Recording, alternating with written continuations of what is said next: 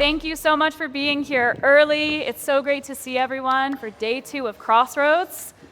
Well, I'm just going to jump right into things. So we have some amazing panelists today. We have Finn, who's a journalist for Solana Floor. Hi. We have Jack, who's a journalist for Blockworks. And then we have George, all the way to my left, who's one of the co-founders of FOMO magazine. Yes. So I want to start really broadly. Obviously, all of you are crypto journalists working in media. What you have in common is that you're all working specifically in covering Solana. So first question that I want to talk about is it possible in this day and age when there's so many chains, so many ecosystems, so many L2s, can a journalist cover everything?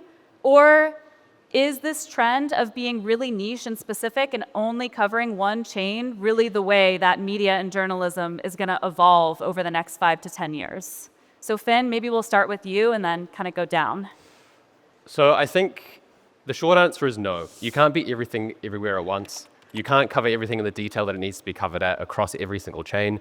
So I think audiences like to know that they can trust who they're reading or trust who they're watching on YouTube or things like that. And if you're trying to follow MEV on Solana and you're trying to follow Ethereum's L2 scaling issues and you want to also keep in touch with Sui's emerging NFT ecosystem, you can't be everywhere. And if you spread yourself too thin, you're not going to write impactful content that's going to help people. So short answer is no for me. Okay. Yeah, I'd say over a long time horizon, maybe. Like if you open up the jobs page on like the Financial Times or Bloomberg or something like that, they have these like super niche roles that they hire for, where you're like the distressed debt reporter or something. And like if crypto continues to grow and more assets come on chain, like maybe that happens. I think in the current world, you definitely have an edge if you can specialize. Like I think covering Solana specifically is when my online platform took off and I like started to become more known, I guess. But I do think, to be completely honest, like at this current moment, I try to follow everything at least, and I get bored sometimes. There's only so many stories to tell in Solana, so sometimes I'll go and be like, hey, what's up over at like Movement Labs? Like, what are they doing? And try to dig into like that kind of thing. Some like new project that seems pretty crazy. So I think you definitely have an edge if you specialize, and I think that trend will continue as crypto grows. But to be completely honest, right now I try to have visibility into other ecosystems too. Yeah, I think for FOMO specifically, for us, we started off on Solana because we saw it as a niche, and that really helped us accelerate. But then over time, we did start to cover other chains. So let's say we would have like 80% Solana in our magazine, 10% some other chains. We would try to replicate that on Twitter. We thought maybe that was where we would get more attention by covering other news, like what's going on in Bitcoin, Ethereum. But I think over time, we've realized that for us, we just double down on Solana, and that's where like you were saying earlier, that's what our readers want to read and learn about. But maybe, the best thing you can do is try and find projects that cross over. So if there is, like Zeiss Network, for example, they're bringing Bitcoin to Solana, so that is a good story to cover because you're looking at another chain and it's coming to Solana. So that's where we found some good work to look into those kind of things. So yeah, in the media space, we're all competing for attention. We're all trying to get mass attention, whether it's on Twitter, whether it's selling copies of print magazines, getting clicks on a website. So George, I want to go back in time a little bit. You guys launched FOMO magazine about 2 years ago. You met your co-founders at a Solana hacker house in London. Yes. What was it like covering Solana then versus now? How has it changed? Does it feel, because Jack, you mentioned a couple minutes ago, like not necessarily news every single day on Solana. Do you feel the same way, George? Or do you feel like back then there was almost more news because it was younger and more exciting? How does it compare 2 years in? Well, I remember when I signed up for London Hacker House, it was only meant for developers. You had to put in your GitHub, and obviously I'm not a developer, so I just put in my Twitter profile, and I got in and went there. I think those early days, it was very hard maybe to find the news of what was going on. So there would only be a few stories that you could cover, the latest NFT project, etc. But now I think as Solana has grown, like you see like BDs, marketers, content creators, everyone in the ecosystem is now at these conferences. So I think there's a lot more things to cover, and it's got easier over time. Okay. So Jack, you're a journalist by trade. You used to be a DeFi beat reporter for Blockworks. How many pitches are you getting a day from people asking you to write about their project? Way too many. I don't know, like dozens, I guess. Yeah. Yeah, I would say the general advice I give on pitches is that I don't accept many of them. Especially lately, I think a lot of the PRs I work with kind of have noticed that. And if you're someone who either you want to be covered in Blockworks or CoinDesk or Solana Floor or FOMO or any of these things, like one piece of advice I do have is approach it like dating, right? Like you wouldn't try to kiss someone the moment you meet them. You have to, go on a couple dates, get to know them, get familiar. So I'm happy to take an intro call with anybody, at all. And so a lot of times it'll just be, throw 15 minutes on my calendar, tell me about your project. I'll be like, but what about this, this, and this? And, then down the line, maybe I'm working on a broader story and I'll hit you up and be like, hey, can you give a comment? And then boom, you have some earned media. So I think pitches tend to not do as well because it's just not valuable for the journalist in the age of Twitter to be rewriting your press release and then putting it on a website that no one goes to relative to Twitter. So that tends to be how I think about pitches these days. Yeah, I can imagine your inbox is quite flooded most days. Yeah. Which is maybe a good problem to have as a journalist, but challenging. So I think that's, a core of what I want to get to in our chat today is choosing what you're going to cover. Because there's probably stuff that's intellectually interesting. You'd love going down the rabbit hole, but it might not get clicks. There's probably stuff that your editors are assigning you to write about, and it might not be, again, the thing you really want to cover, but you kind of have to. So when you're thinking about, writing a story or writing a magazine, what are kind of the green flags you look for in the story? Are you looking at Twitter followers of a project because you know that they'll retweet you and that'll get better engagement?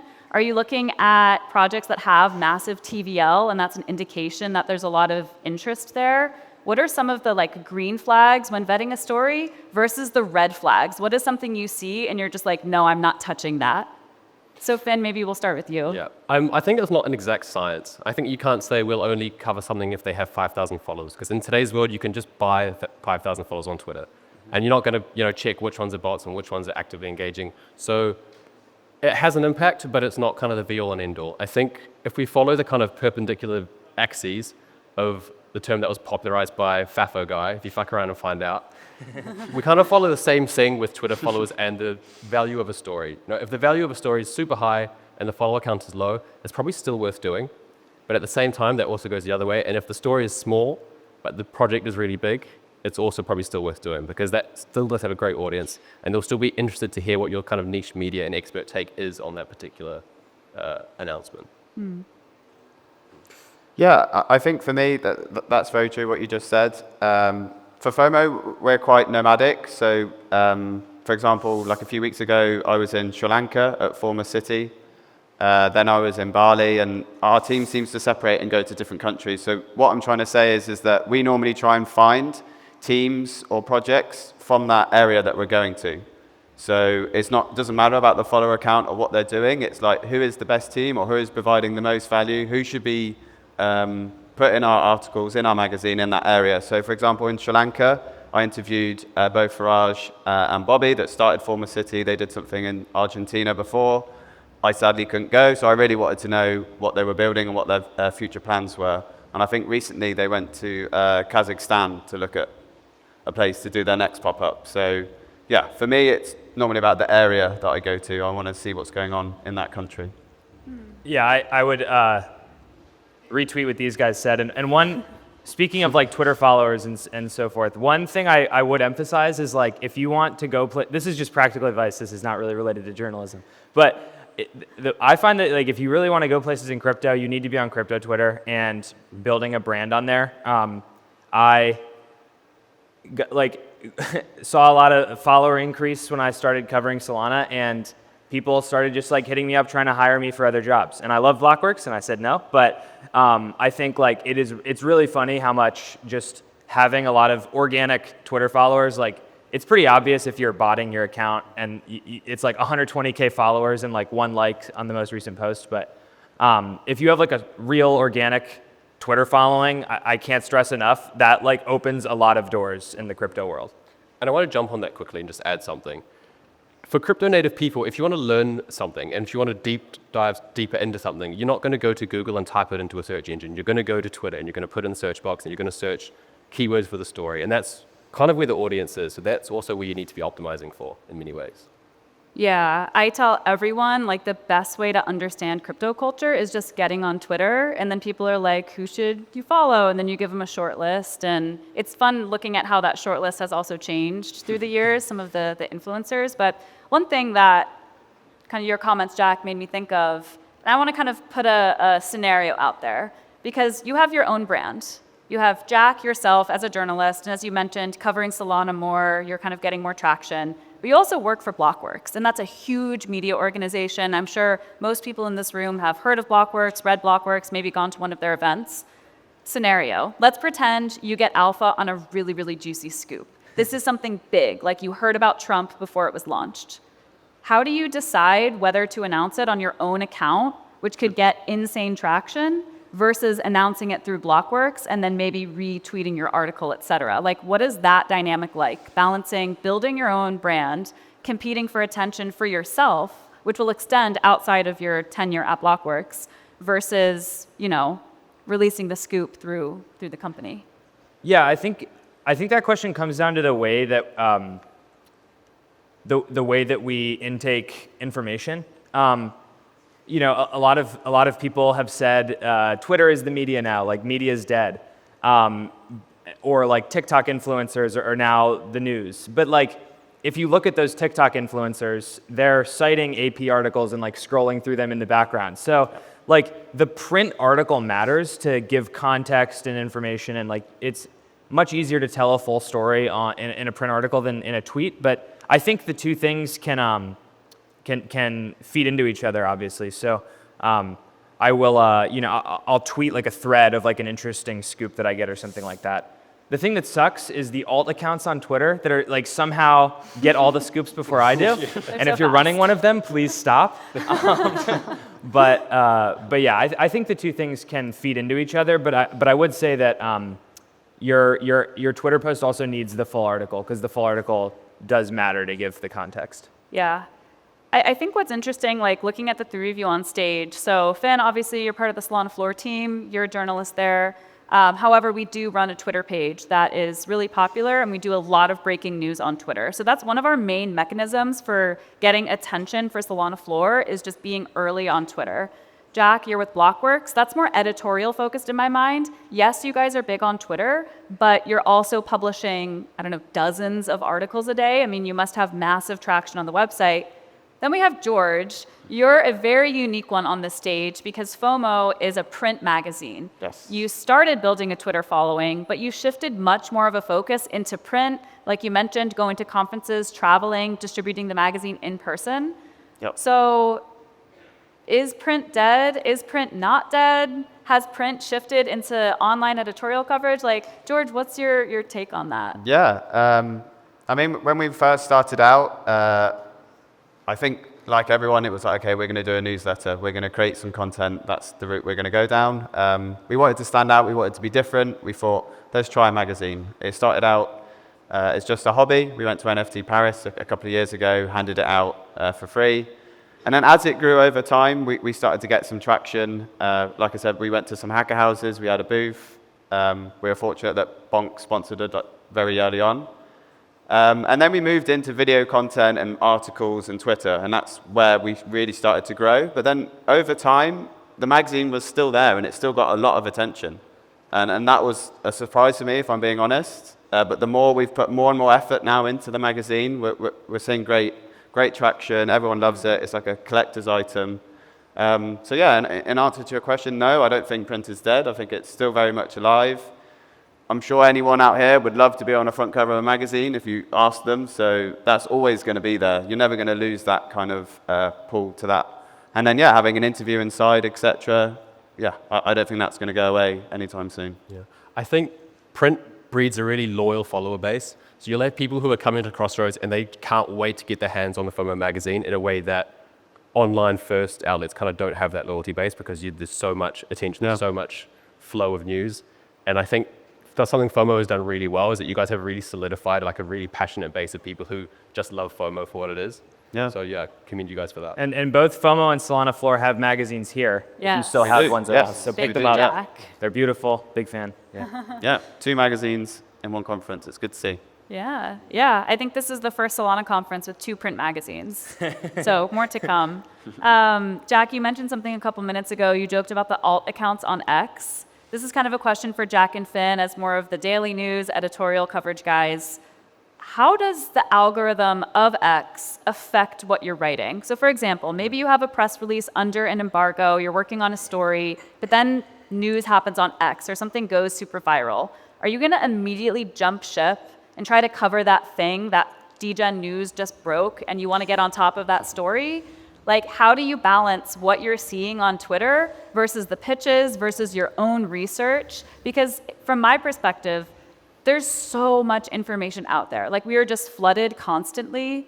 It must be hard to choose what to cover every day, as well as if you're already working on something and then you're seeing something go viral on Twitter, how do you handle those situations?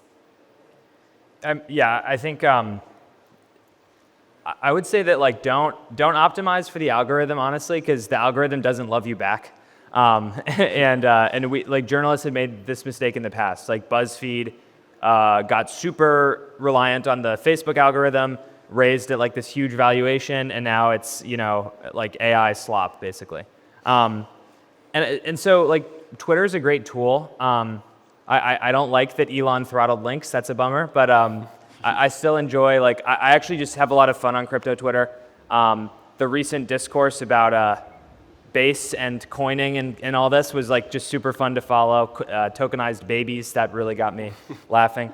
But I would say like just make stuff that's good. And obviously it should be relevant and speak to your audience, but over a longer time horizon, if you're making really good stuff, like that gets noticed and that will carve you out a spot. I think that if you're always chasing the like viral tweet, maybe you'll get a little more of like a content creator payout or whatever. But like as soon as it's not beneficial to X is going to stop promoting your stuff, and you've not created any type of meaningful or interesting brand. So just focus on making the good stuff, and like the algorithm will probably reward that if you're getting good stories, having unique data, whatever it is. Yeah, I would echo that almost precisely. I think context is more important than we give it credit for. And in a world where headline is everything, headlines can be misleading. So I think you don't want to optimize for X, you just want to ensure you're consistently putting out integrity-based, accurate reporting that is free of catering to what the masses wants. Yeah. Yeah, I mean, so in relation to this, my background is mostly PR and comms. And there's a couple principles that you're taught when you're a young PR person and you're trying to get stories across the line. And one thing that you're taught is that negativity makes the news. Names make the news and numbers make the news. So those are kind of the 3 N's. What role does negativity play in your writing? Are you getting more traction when your story is negative? Are you getting people that are really angry in your DMs? Are you internally thinking about the negativity? What role does that play in your writing? I have a similar theory to your 3 N's. I have a story, a headline should make someone have an emotional response, and it should make them go either heck yes, heck no, or what the heck. And the heck no is a very emotional reaction. You do want to, I don't say you want to play into negativity, but it generally does spark an emotional reaction from people. I don't think we should focus too heavily on negative stuff all the time just to boost engagement and get clicks. But I think it does trigger a response for sure. Yeah, I don't know. I have trouble caring. Like when people are complaining that their airdrop allocation wasn't big enough, it's like it's free money, dude. I don't like the negativity stuff doesn't appeal to me as much. I do acknowledge that it drives engagement though, so I will say that. Yeah, for me, yeah, FOMO, we try and stay away from negativity. But there was one instance that I always look back to was when Retardio's launched. Like through our magazine, our front covers, we try and tell the story of Solana. And Retardio was everywhere at the time when those NFTs launched, and they don't necessarily represent maybe the best things in this space. But we still made the decision to put them as a front cover and to cover what they were doing. And at that time, we did have a few readers and a few people reach out like, this is not what you should be doing. This is not very well, not a good thing to push forward and put on your front cover. So, but to be honest, I think freedom of speech is important. What they were doing, that was the best thing maybe that was being pushed in Solana at the time. It was grabbing a lot of attention. So I'm happy that we made that decision and we pushed it. But yeah, going back to your point, we did have a few people reaching out. Is that the kind of community that you want to be backing? But personally, yeah, I don't really care on that front. It's news. It needs to go out there. So I have a question for Finn and Jack, because Georgie just kind of shared. Who have you made the angriest? I think personally, I'm public enemy number one for grass. When their airdrop went out, we released an article. The headline was Solana airdrop farmers disappointed with free money again. And we received a slew of comments saying like, you don't understand. I've been running my laptop on full power for weeks for this, and I'd be disappointed. So yeah, probably pissed off the grass the most. Airdrop for doing literally nothing and Yeah. pissed off. Yeah, sounds about right. Yeah, I'm trying to think what I can say without getting in trouble. I'll give a hypothetical. So one time recently, I wrote an article about a story, and after the article had come out, I realized that I missed kind of a crucial detail about the founder's past and some not so great stuff that he was caught up in. And I felt like if I look at journalism as a kind of historical record, it was the right thing to do to go update the story. And I also needed to go tell this founder that I was going to do that. Honestly, the founder was pretty chill, but the founder's PR was very not chill. And there was a whole blow up, many Telegram messages that I had to wade through. This was my mistake, but I also just think that as a journalist, having integrity matters, and pissing people off sometimes matters. And I think something I find encouraging is just thinking about FTX, honestly, because it's I was reporting when FTX was the really cool big thing, and nobody could ever write anything negative about FTX. They were the smart guys in the room. And if I had done so back then, it probably would have pissed people off. But the fact that those journalists at CoinDesk were willing to piss off FTX is why that fraud got exposed sooner and more people didn't get hurt. So ultimately, I think that integrity matters. It's super not fun having people mad at you. I don't like it, but if you're doing your job well, I think you have a larger duty to your readers than just to kind of serve the projects that you write about. And I think on that as well, crypto holders are typically very unobjective, right? And in a way that journalists have to be objective, that's kind of the purpose of integrity in this business. Holders, whether they hold $5 something or 5 million or something, they lack objectivity. So you shouldn't take things kind of personally. You shouldn't see any attack as an attack on your integrity, because you're just telling the truth for what it is, right? And trying to be unbiased is good. I think people sometimes, especially when you cover Solana, people want you to be militantly pro Solana, and those people can exist. I wouldn't call them journalists so much as creators, and I think that's fine. People can consume the entertainment they want to consume, but I think both sides play their role, I would add. Yeah. Yeah, I think one thing that, it's a challenge for me, I'm sure it's a challenge for everyone in this space, is just how quickly everything moves. I think that's why FOMO is so interesting. It's doing a print magazine is so hard because news is old after 12 hours. So finding verticals and things to cover that will still be relevant by the time it gets to print is a really monumental task. I don't know if readers, anyone who's picked up a FOMO or Solana Floor magazine at the conference, those stories weren't written yesterday. So I think that's a challenge. But what I'm curious about is, have you ever felt regret over being late to covering something?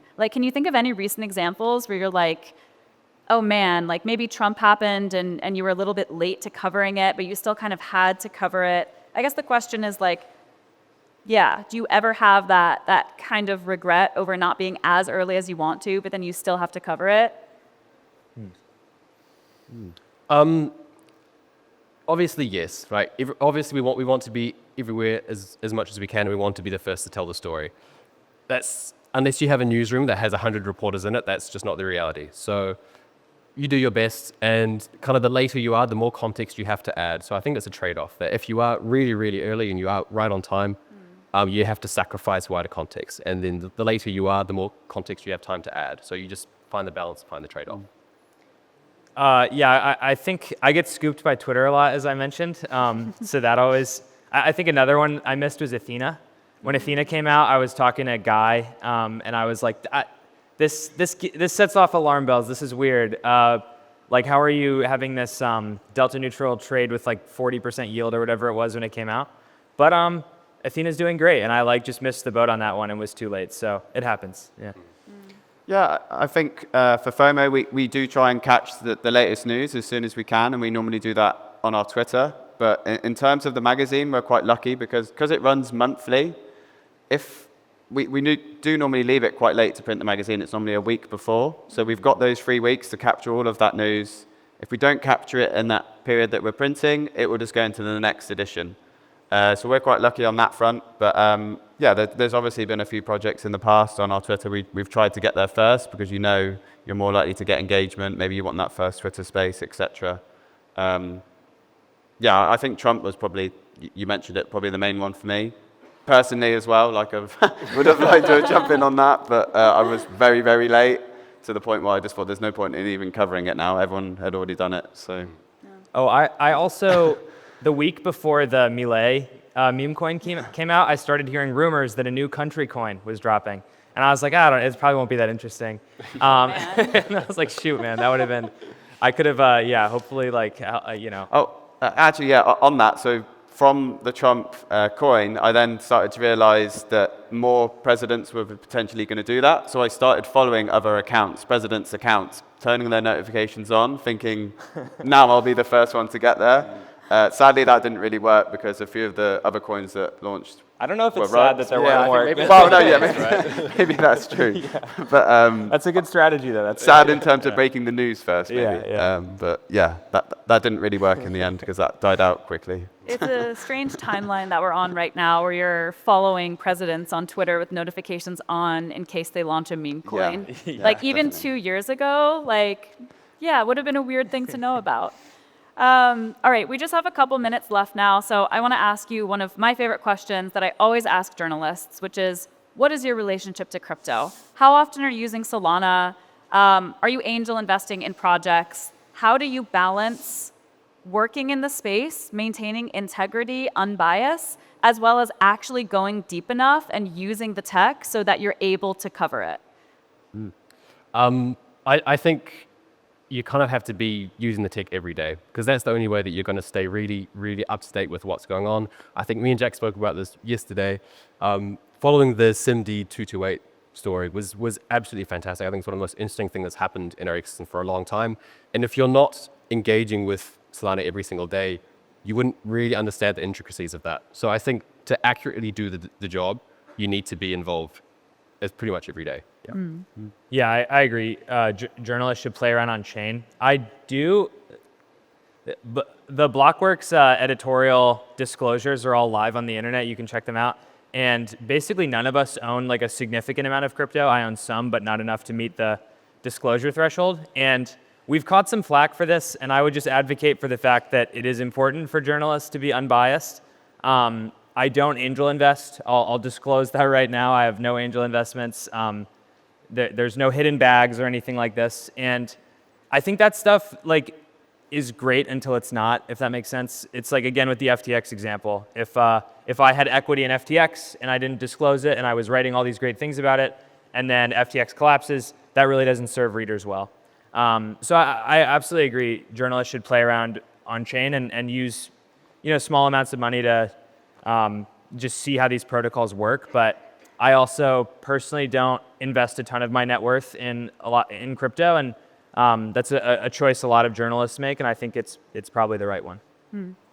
Yeah. For me, it's actually different. I didn't really have a journalist background, so I was actually like using Solana a lot.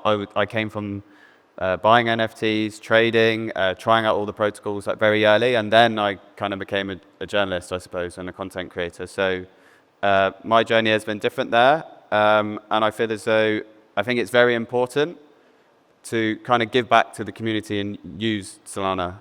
So when I joined Super Team UK, I started going to a lot of their meetups around the UK and meeting students, etc., and trying to get those stories also, but maybe help them as well.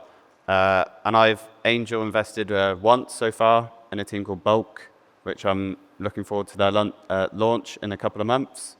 So yeah, I do both. I play around with Solana, but I also do the journalism side as well. Yeah, even, as a PR comms person, for me, like, I play around on chain as much as I can. I think it's so integral. I've said this joke in our team Discord before, but to me, a journalist that isn't on chain is kind of like a personal trainer that's never worked out. It's like, why would you take, having to take advice from someone that really has never lifted weights before? It's a challenge. A lot of mainstream publications also have a lot of rules around holding crypto. That's why I think this shift into niche media, having people that are active in the space, that are the ones writing about it, that's why there's so much content online, because there's so much good content. One other piece I'd add is just that something I think about like a lot is that curiosity is my moat. Like curiosity is the only moat as a journalist, and for a creator of any kind, if your only interest is your own bags, you're not going to be a very interesting creator at the end of the day. Like you really need to lean into your curiosity and what actually interests you about Solana, about the tech, about the kind of crypto economy. Curiosity is the moat. It's key. Curiosity is the moat. I think that's the perfect endpoint. Thank you all so much for being here. Great conversation, and looking forward to reading all of your future stories. Thanks for having me. Yeah, thanks you. everyone.